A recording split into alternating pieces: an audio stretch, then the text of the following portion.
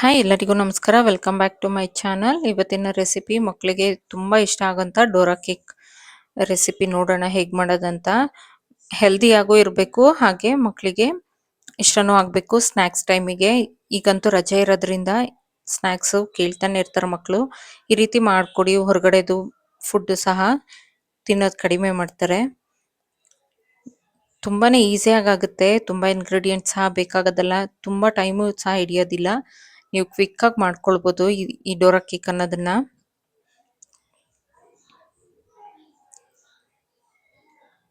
ನೋಡಿ ಈ ಥರ ಈಸಿಯಾಗಿ ಮಾಡ್ಕೊಳ್ಬೋದು.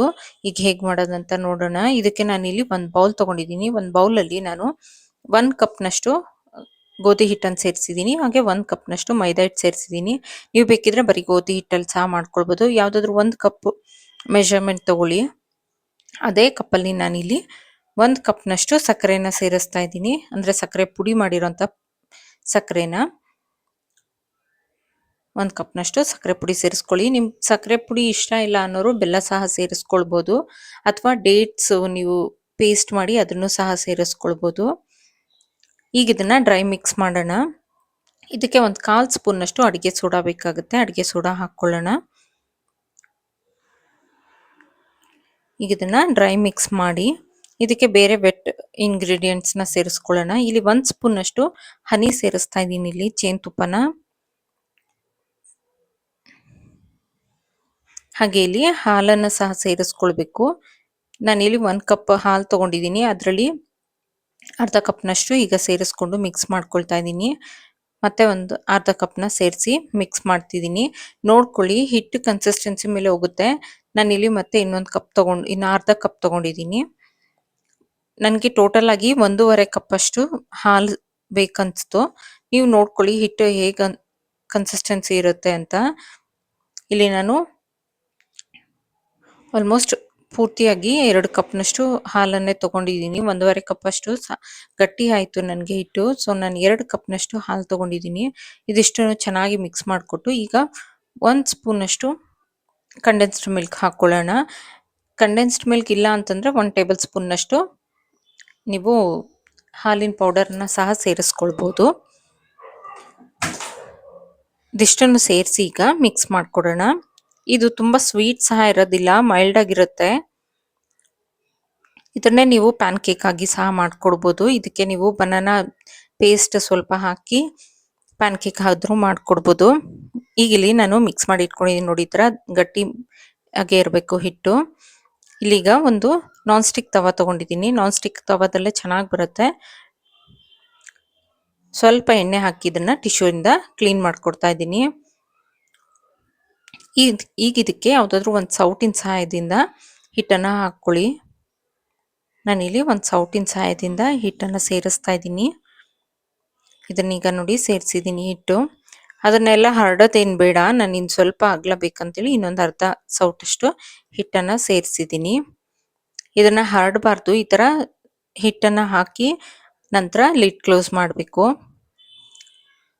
ಈಗ ಇಲ್ಲಿ ಲಿಡ್ ಕ್ಲೋಸ್ ಮಾಡಿದ್ದೀನಿ. ಒಂದು 2 ನಿಮಿಷ ಸಾಕಾಗುತ್ತೆ. 2 ನಿಮಿಷ ಬೆಂದರೆ ಸಾಕಾಗುತ್ತೆ, ಆಗಿರುತ್ತೆ. ಇದನ್ನು ಲೋ ಫ್ಲೇಮಲ್ಲೇ ಇಟ್ಟು ಮಾಡಬೇಕು, ಯಾವುದೇ ಕಾರಣಕ್ಕೂ ಜೋರೂರಿ ಕೊಡಬೇಡಿ. ಈಗಿಲ್ಲಿ ನೋಡಿ ಎಷ್ಟು ಚೆನ್ನಾಗಿ ಸಾಫ್ಟಾಗಿ ಬಂದಿರುತ್ತೆ. ಈ ಥರ ಚೆನ್ನಾಗಿ ತೂತ ಆಗಿರಬೇಕು, ಇಲ್ಲ ಅಂತಂದರೆ ಗಟ್ಟಿ ಇರುತ್ತೆ ಅಂತ ಹಿಟ್ಟು.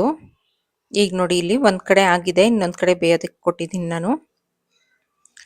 ಲೋ ಫ್ಲೇಮಲ್ಲೇ ಇಟ್ಕೊಂಡು ಮಾಡಿ, ಇದು ಪೂರ್ತಿ ಆಗೋತನ ನೋಡಿ ಇಲ್ಲಿ ಚೆನ್ನಾಗಿ ಬೆಂದಿದೆ. ಈಗ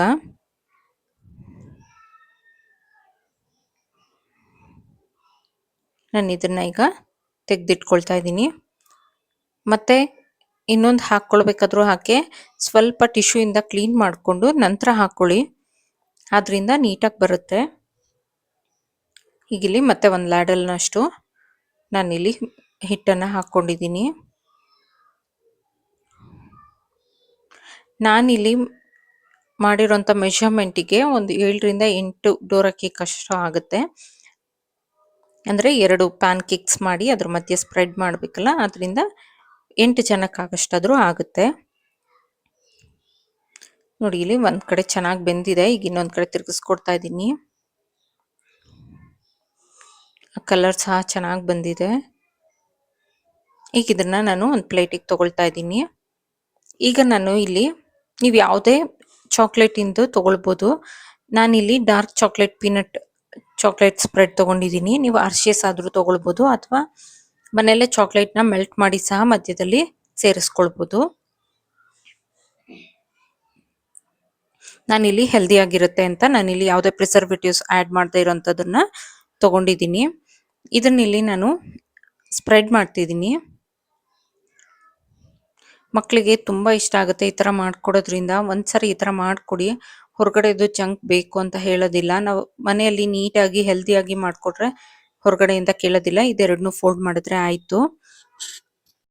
ನೋಡಿ ಎಷ್ಟು ನೀಟಾಗಿ ಬೇಗನೆ ಆಗಿದೆ. ಈ ವಿಡಿಯೋ ಇಷ್ಟ ಆದಲ್ಲಿ ಲೈಕ್, ಶೇರ್ ಆ್ಯಂಡ್ ಸಬ್ಸ್ಕ್ರೈಬ್ ಮಾಡಿ, ಕಮೆಂಟ್ ಮಾಡಿ ತಿಳಿಸಿ. Thank you for watching.